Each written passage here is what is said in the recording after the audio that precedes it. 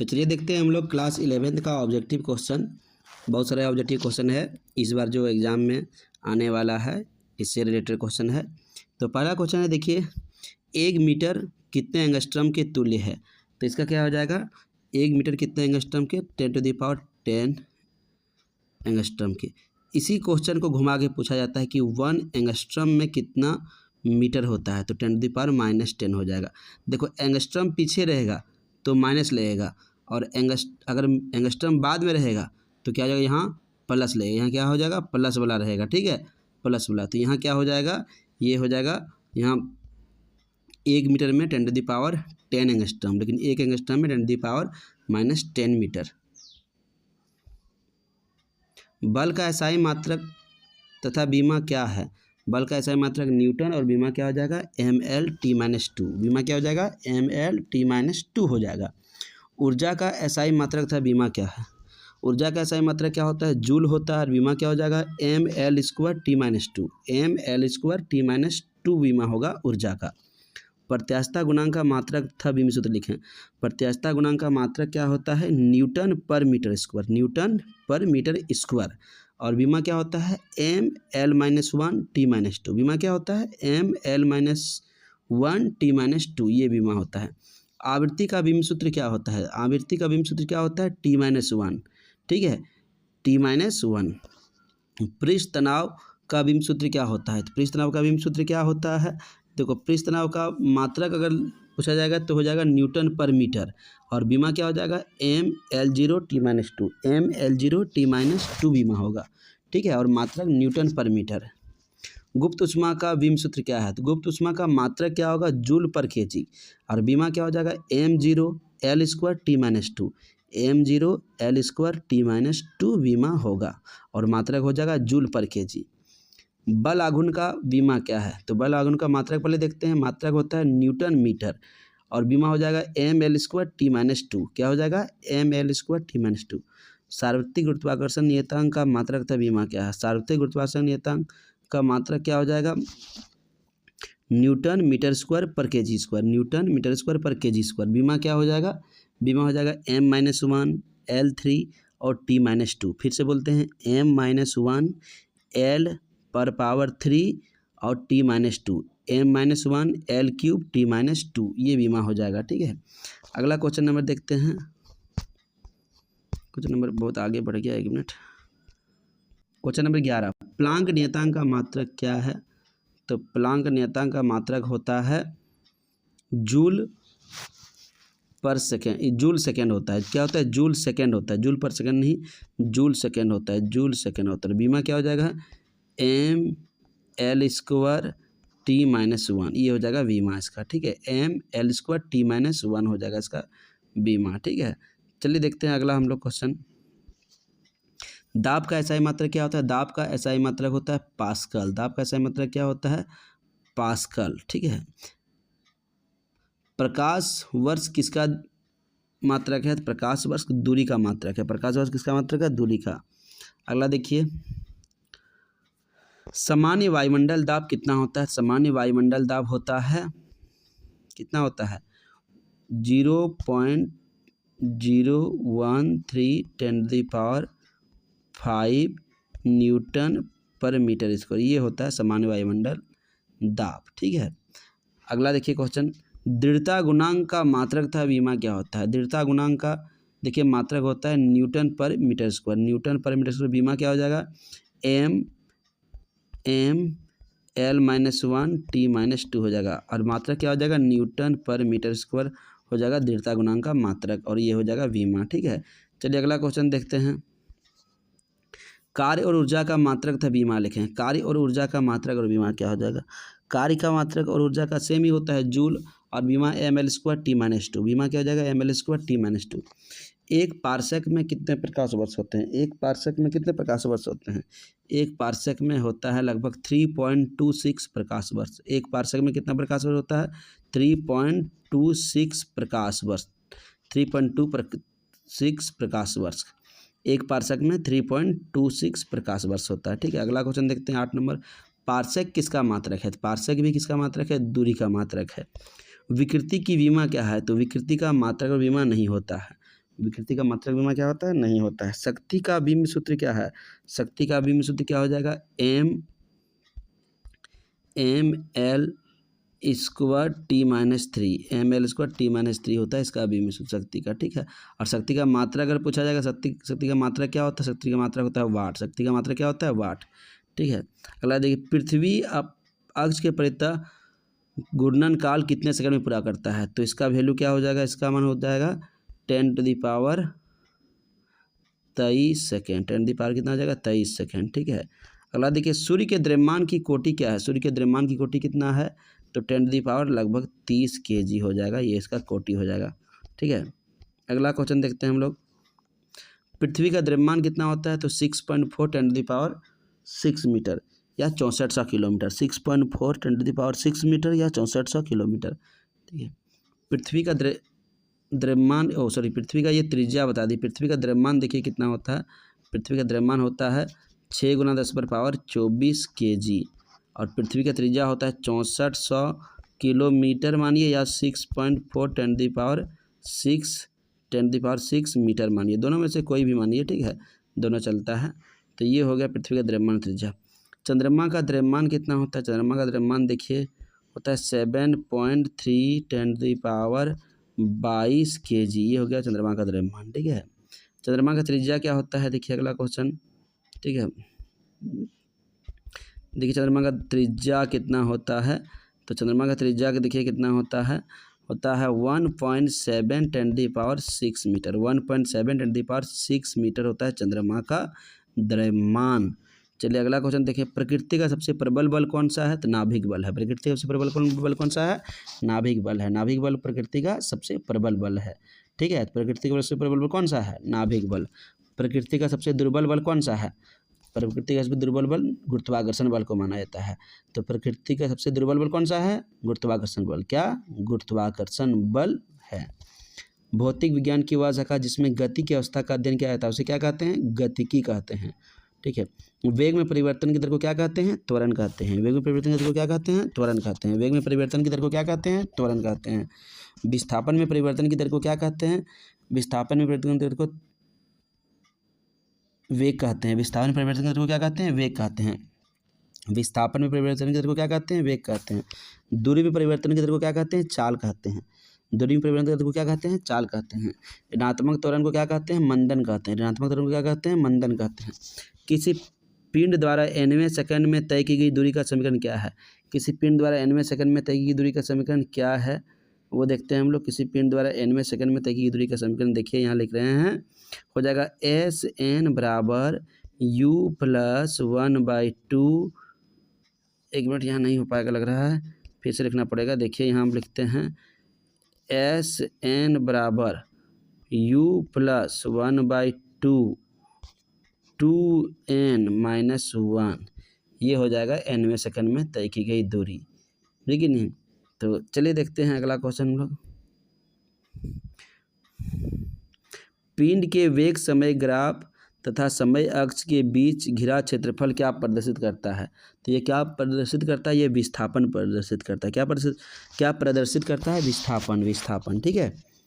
किसी वस्तु का वेग समय ग्राफ के सापेक्ष उसके किस स्थिति के बराबर होता है, तो ये क्या होता है, उसका विस्थापन के बराबर होता है, ठीक है। अगला क्वेश्चन देखते हैं, गति के समीकरण को किस वैज्ञानिक ने किया था, तो गति के समीकरण को किस वैज्ञानिक ने दिया था, न्यूटन। क्या नाम था, न्यूटन दिया था गति का समीकरण। तो गति का समीकरण कौन दिया था, तो न्यूटन दिया था, ठीक है।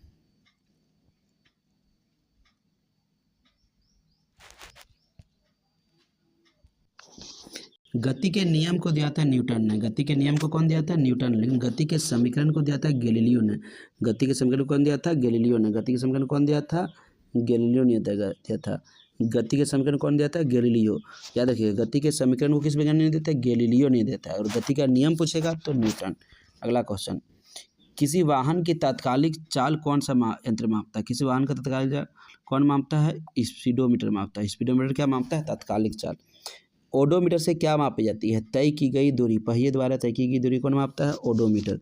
पहिए द्वारा तय की गई दूरी कौन मापता है, ओडोमीटर मापता है। पहिए द्वारा तय की गई दूरी कौन मापता है, ओडोमीटर मापता है। चलिए अगला क्वेश्चन देखते हैं हम लोग। बल तथा आवेग किस प्रकार की राशि है? बल तथा आवेग सदिश राशि है। बल तथा आवेग किस प्रकार की राशि है? सदिश राशि है। दो सदिशों का परिणामी सदिश न्यूनतम तब होता है जब उनके बीच कितना डिग्री का कोण रहता है? तो उनके बीच कितना डिग्री का कोण होता है? 45 डिग्री का। 45 डिग्री का रहने से वो न्यूनतम हो जाएगा। ठीक है। अगला क्वेश्चन, बल और बल भुजा सदिश का गुणनफल क्या कहलाता है? बल था बल की भुजा, तो इसका गुणनफल क्या कहलाता है? बल आघूर्ण कहलाता है। लेकिन 42 नंबर देख लेते हैं, बल तथा विस्थापन के गुणनफल को कार्य कहते हैं। बल तथा विस्थापन के गुणनफल कहते हैं, कार्य कहते हैं। दो सदिशों का बिंदु गुणन कौन सी राशि होती है? तो दो सदिशों का बिंदु गुणन अदिश राशि होती है। दो सदिशों का सदिश गुणन कौन सा राशि होती है? सदिश होता है। क्या होता है? सदिश। दो सदिशों का बिंदु गुणन शून्य है तो वे एक दूसरे पर क्या होते हैं? लंबवत होते हैं। क्या होते हैं? वे लंबवत होते हैं। यदि दो सदिशों का सदिश गुणन शून्य हो तो वे एक दूसरे के क्या होते हैं? समांतर होते हैं। क्या होते हैं? समांतर होते हैं। किसी गेंद को कितने कोण पर फेंका जाए कि अधिकतम क्षैतिज दूरी प्राप्त करेगा? तो 45 डिग्री। 45 डिग्री के कोण पर भेजने पर वो अधिकतम दूरी तय करेगा। वो नीरज चोपड़ा अपने भाला नहीं फेंका था, 45 डिग्री कोण पर फेंकने से क्या होता है? अधिकतम क्षैतिज दूरी तय करेगा। 45 डिग्री। कितना डिग्री? 45 डिग्री। किसी गेंद को किस कोण से फेंका जाए कि वो अधिकतम ऊंचाई को प्राप्त करेगा? तो 90 डिग्री।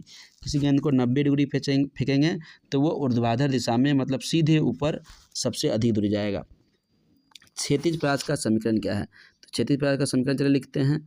R = होता है U² sin 2θ/g होता है ये क्षैतिज परास का। ठीक है। अगला देखते हैं, महत्तम ऊंचाई का समीकरण क्या है? महत्तम ऊंचाई का समीकरण होता है H = U² sin θ/2g। ये होता है महत्तम ऊंचाई का समीकरण। चलिए अगला है क्या? उड्डयन काल का समीकरण। उड्डयन काल का समीकरण क्या होता है? T = 2u sin θ/g। ये होता है उड्डयन काल का समीकरण। चलिए अगला क्वेश्चन देखते हैं, गति के तीसरे समीकरण को क्या लिखते हैं? तीसरा समीकरण क्या होता है? तीसरा समीकरण क्या होता है? देखिए, v² = u² + 2as। ये होता है तीसरा समीकरण। ठीक है। गति का दूसरा समीकरण क्या होता है? s = ut + ½ at²। ये होता है दूसरा समीकरण।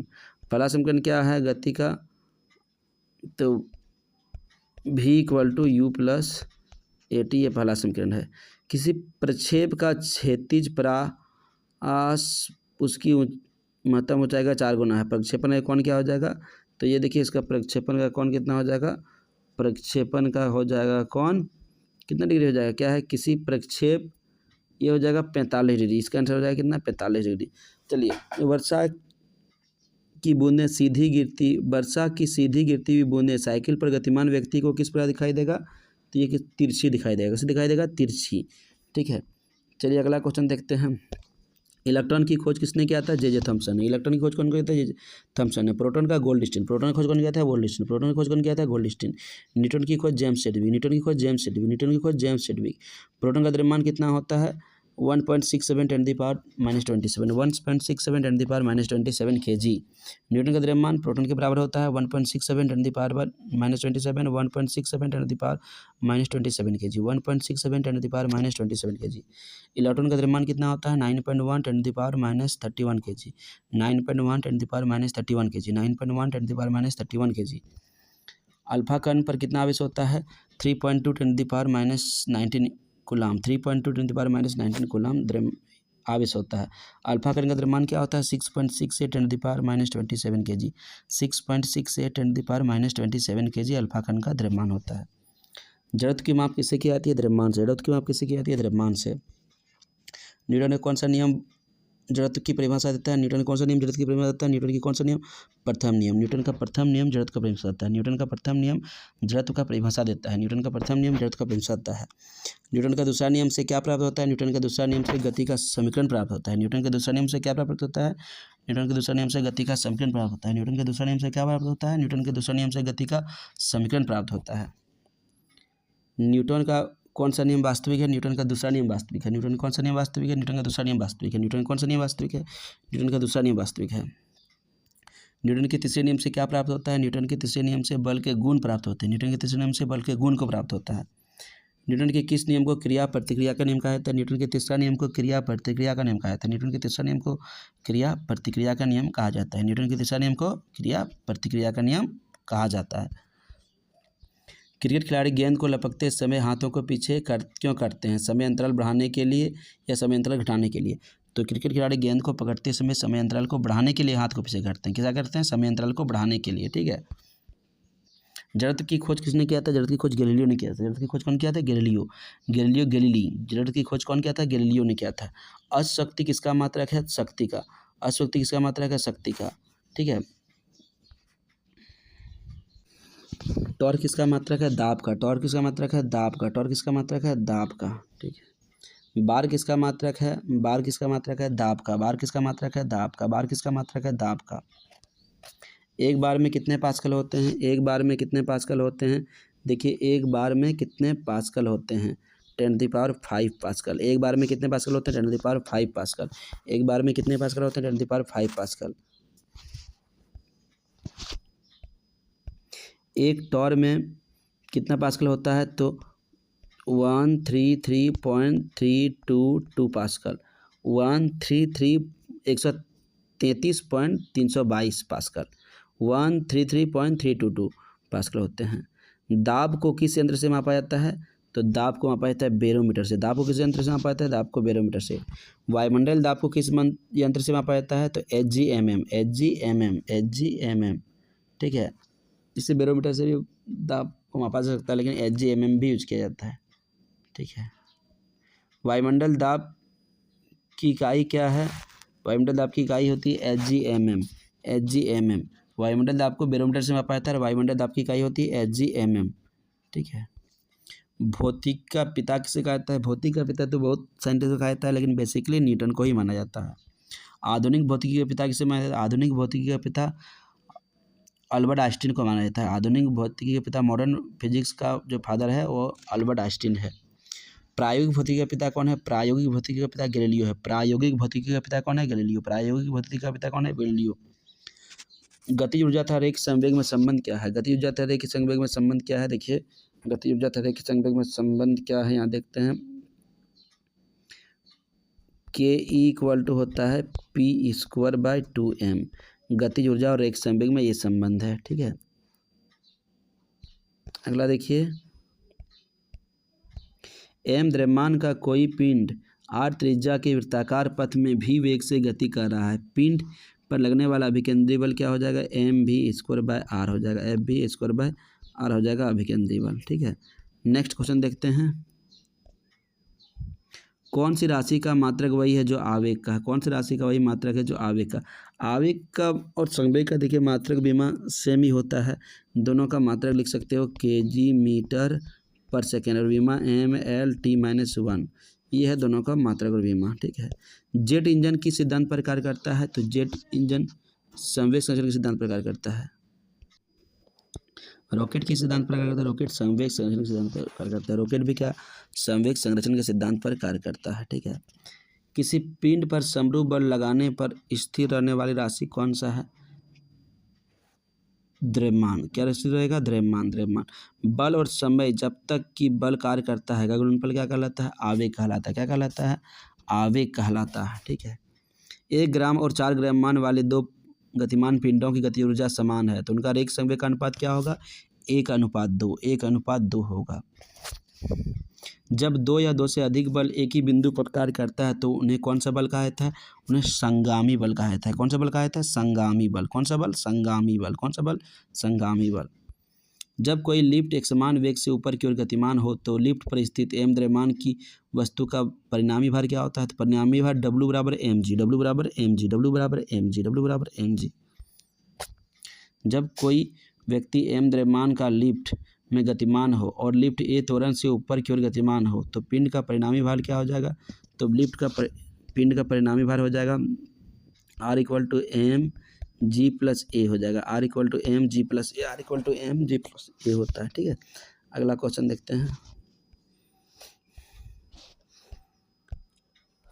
जब m द्रव्यमान का कोई पिंड किसी लिफ्ट में विराजमान हो तथा लिफ्ट a त्वरण से नीचे की ओर जा रहा है तो उसका परिणामी भार क्या हो जाएगा? R=mg minus A, M G minus A, R बराबर M G minus A, R बराबर एम जी माइनस ए हो जाएगा। ठीक है, चलिए नेक्स्ट क्वेश्चन। यदि लिफ्ट की डोरी टूट गई हो तो मुक्त रूप से गिरते हुए पिंड का भार क्या होता है? शून्य होता है। मुक्त रूप से गिरते हुए पिंड का भार क्या होता है? शून्य होता है। घर्षण बल की दिशा क्या होती है? गति के विपरीत। घर्षण बल की दिशा क्या होती है? गति के विपरीत। सर्पी घर्षण अधिक होता है कि लोटनी घर्षण? सर्पी घर्षण अधिक होता है कि लोटनी घर्षण? सर्पी घर्षण अधिक होता है। घर्षण गुणांक का मात्रक क्या है? घर्षण गुणांक का कोई मात्रक नहीं होता है। घर्षण गुणांक का मात्रक नहीं होता है। पृथ्वी को अपने अक्ष में घूमने के लिए आवश्यक अभिकेंद्री बल कहाँ से प्राप्त होता है? तो आवश्यक अभिकेंद्री बल कहाँ से प्राप्त होता है? गुरुत्वाकर्षण बल से। कहाँ से? गुरुत्वाकर्षण बल से। कोणीय वेग में परिवर्तन के दर को क्या कहते हैं? कोणीय त्वरण। कोणीय वेग में परिवर्तन के दर को क्या कहते हैं? कोणीय त्वरण। 1 ग्राम द्रव्यमान कितने जूल ऊर्जा के बराबर है? तो 9 × 10 जूल। 9 × 10 जूल। 9 × 10 जूल। बल द्वारा विस्थापन किस दिशा में लगाया जाए कि कोई कार्य नहीं हो? तो लंबवत दिशा में लगाने से कोई कार्य नहीं होता है। लंबवत दिशा में लगाने से कोई कार्य नहीं होता है। अधिकतम कार्य के लिए बल तथा विस्थापन की दिशा क्या होना चाहिए? अधिकतम कार्य के लिए बल और विस्थापन की दिशा समान होना चाहिए। क्या होना चाहिए? समान होना चाहिए। न्यूनतम कार्य के लिए बल तथा विस्थापन की दिशा क्या होना चाहिए? विपरीत होना चाहिए। न्यूनतम कार्य के लिए बल और विस्थापन की दिशा क्या होना चाहिए? विपरीत होना चाहिए। सभी प्रकार के संघटनों में क्या संरक्षित रहती है? सभी प्रकार के संघटनों में कौन संवेग संरक्षित रहती है? सभी प्रकार के संघटनों में कौन से क्या संरक्षित रहती है? सभी प्रकार के संघटनों में क्या संरक्षित रहती है? तो द्रव्यमान तथा कुल ऊर्जा। द्रव्यमान कुल ऊर्जा संरक्षित रहती है। क्या हो जाएगा? कुल ऊर्जा। द्रव्यमान नहीं होगा, कुल ऊर्जा। सभी प्रकार के संघटनों में यानी टक्करों में क्या संरक्षित रहती है? तो कुल ऊर्जा। आइंस्टीन के द्रव्यमान ऊर्जा का समीकरण क्या लिखा? आइंस्टीन का द्रव्यमान ऊर्जा का समीकरण क्या होता है? E = mc होता है। E = mc²। E = mc²। E = mc² होता है। ठीक है। कौन सी ऊर्जा कभी ऋणात्मक नहीं होती है? गतिज ऊर्जा। कौन सी ऊर्जा कभी ऋणात्मक नहीं होती है? गतिज ऊर्जा। कौन सी ऋणात्मक ऊर्जा कभी ऋणात्मक नहीं होती है? गतिज ऊर्जा कभी ऋणात्मक नहीं होती है। रेखीय संवेग के आघूर्ण को क्या कहते हैं? कौन संवेग। रेखीय संवेग के आघूर्ण को क्या कहते हैं? कौन संवेग। रेखीय संवेग के आघूर्ण क्या कहते हैं? कौन संवेग। कौन संवेग का मात्रक क्या होता है? कौन संवेग का मात्रक क्या होता है? तो होता है kg m/s/s। kg m/s/s। कौन संवेग का मात्रक क्या होता है? kg m/s/s। kg m/s/s। घूर्णन त्रिज्या का मात्रक क्या होता है? मीटर। घूर्णन त्रिज्या का मात्रक क्या होता है? त्रिज्या है। त्रिज्या है तो क्या होगा? मात्रक मीटर। यदि पृथ्वी का द्रव्यमान अपरिवर्तित रहे लेकिन त्रिज्या आधी हो जाए तो दिन की अवधि क्या हो जाएगी? 6 घंटा। दिन की अवधि क्या हो जाएगा? 6 घंटा। लेकिन दिन रात की अवधि 12 घंटा। सिर्फ दिन का अवधि पूछेगा तो 6 घंटा, लेकिन दिन रात का पूछेगा तो 12 घंटा। एक गोल कवच के भीतर गुरुत्व क्षेत्र की तीव्रता क्या होती है? 0 होती है। गुरुत्व क्षेत्र की तीव्रता क्या होती है?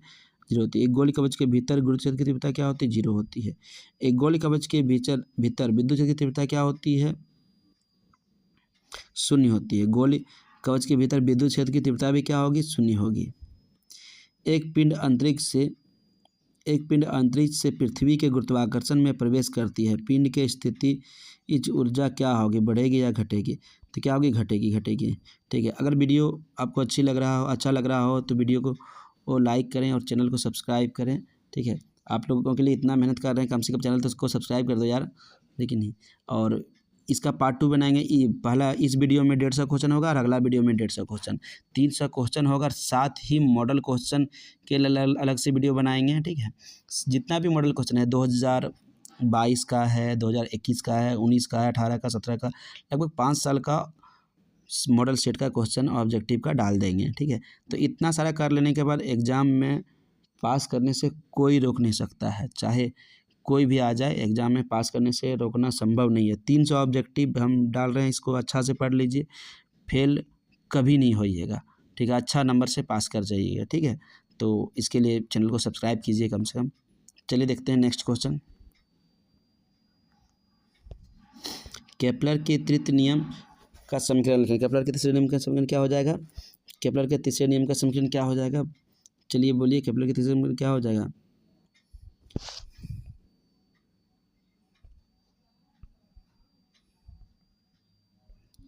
T²